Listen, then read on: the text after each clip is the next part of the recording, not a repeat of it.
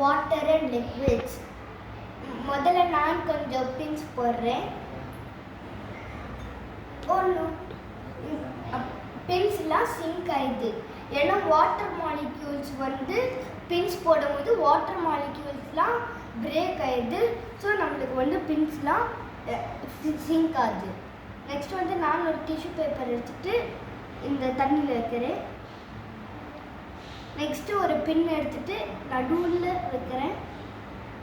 Next மெதுவாக எட்ஜஸில் நான் இப்படி தள்ளி விடுறேன்.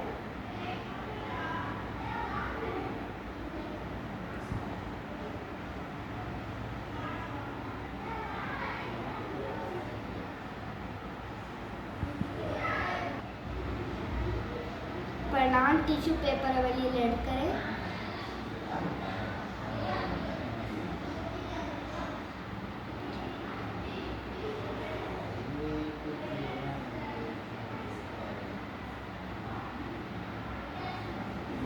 பார்த்தீங்களா, ஃப்ளோட் ஆகுது. தேங்க்யூ.